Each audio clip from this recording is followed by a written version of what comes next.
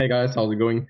Here we are back with another hand, and the student gave us this hand from Normal 300. We have a wonderful 7-5 of diamonds in the big blind, and as you can see, ABC Rec goes ahead and raises it up to 12 bucks. Yeah, fold it around here to the whale in the small blind it calls. So I think versus the ABC reg, if it was just heads up, I would want to fold this versus the 4x. In a high rake environment, it's not really going to be a profitable call. But I think once the whale calls, it's pretty close, right? I think it's not going to be a problem calling these type of hands if you think the guy's bad enough. Do you agree Yeah, there? Yeah. I think with a whale we can always call because we get paid way too often when we flop trips, two pair, or just a draw when he is not good enough to fold a top pair type hand. Yeah, that's why I think the card is profitable. But I agree, in high reg environments, please do not defend with marginal holdings. The rake is just going to kill you. Yeah, for sure. So he calls, we flop bottom pair, and ABC reg comes out now and bets about a little under half pot. Whale folds, so it's back on us now. What do you think here? I mean, he's obviously representing fairly strong range from early position. What do you think about like calling, folding, maybe even raising? I think folding is not the worst. I mean, he's betting against two opponents. I don't like calling too much because it's super hard to realize our equity. Even when we turn a diamond, yes, we have a pair and a draw, but we're still behind his betting range. And of course, every turn card is bad for us, so we can never stand another bet. So when the turn is another Broadway card and he barrels, we have to fold even when he's bluffing. Yeah, so we have a pretty good candidate overall to Bluffraise. We have bottom pair with backdoor straight and with backdoor flush draw. So it's a really, really beautiful hand. And of course, on this board text, we can have all the strong hands, right? We can have pocket sixes, pocket five, ace six suited, ace five suited. We have all those hands, and we would definitely check raise some hands on the flop. So I would definitely prefer a check raise. And I think here it's important to realize that he is able to fold a lot of strong hands. So not everyone is betting this board polarized. A lot of players are still betting this board with middling type hands, so hands like nines, tens, jacks, queens, kings. And I think with a check raise, most of those hands will fold on the flop. Even a weak ace has a tough spot, hand like ace eight suited, ace nine suited, maybe. Ace ten is also close, but I don't expect those hands to fold right away. But we can still apply a lot of pressure on later streets. So yeah, I would definitely love to see the check raise here. Yeah, I think it's good reasoning. I think, as you say, like either check fold or check raise. I don't think check call is going to be too profitable here, trying to realize equity when he's going to barrel a lot of turns. So I think, as you say, with good backdoors, good blockers, you shouldn't really have like 6-5 suited either, or although I guess with the five of diamonds doesn't matter, but he shouldn't have too many like sixes and fives. I don't think, right? So I think it's a pretty good spot to go ahead and put some pressure on. Obviously not doing it all the time, but once in a while, if you do this type of thing, it's pretty good for your ranges. So he goes ahead and check raises. ABC reg calls, turns a four. So this is a really good card for us. I think he could have some 7-8 suited, but I think we're going to have more of them. I think a lot of players won't open that from under the gun plus one. So like really, we have a pretty big nut advantage, I think, here because we can have all the sets, probably more two pairs as I talked about, and then we can have 7-8 suited. So I think this is a really good card to keep betting on. If our plan is obviously to check raise here and then barrel on good turns, this is going to be one of the best turns, obviously, with our additional equity as well. Yeah, I completely agree, and also think we should definitely bet on the bigger size to just apply a ton of pressure on the middling aces like ace ten, ace jack, ace nine suited, ace queen.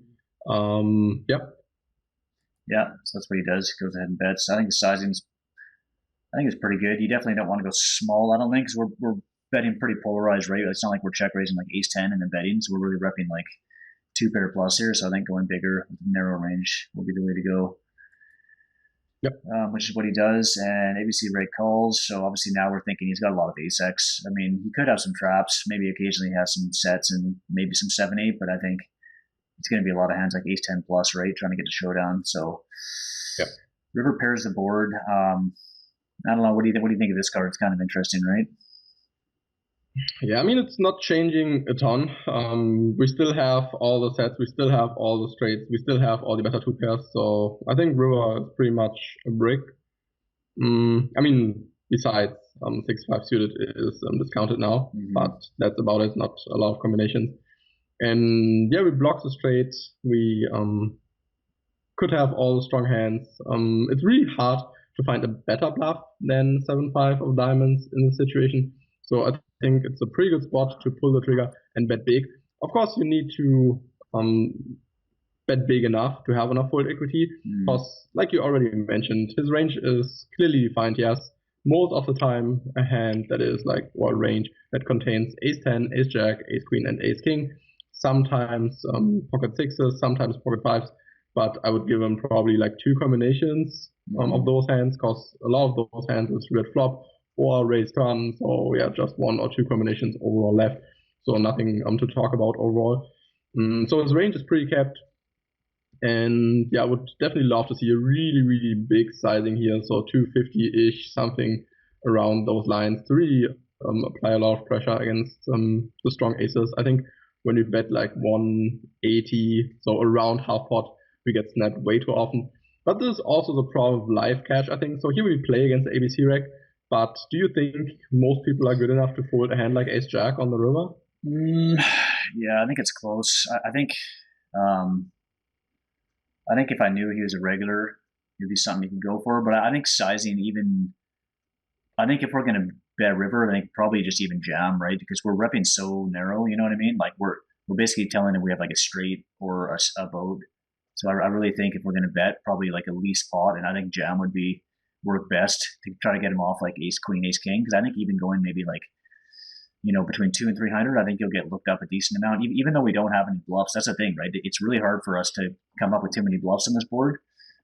Yeah, because the 4 has trips now, right? And Yeah. 7-8 got there, so we really need to turn hands like a 5 into a bluff, and most players never do this. Yeah. So when he is able to think in ranges, and he is a good rack here on almost 300, then I think it's a good bluff opportunity, and we can get him to fold. Like you mentioned, the bigger we bet, the more fold equity we should have in general. But really make sure you know your opponent and he can make some strong laydowns with top pair, good kicker type hands, because a lot of people are struggling with those holdings, especially on later streets. So against an unknown, I really don't mind check folding. When we think about our range, this is a mandatory bluff, because otherwise yeah, we're definitely not bluffing enough. So this is a perfect bluff candidate, and we should always pull the trigger in theory.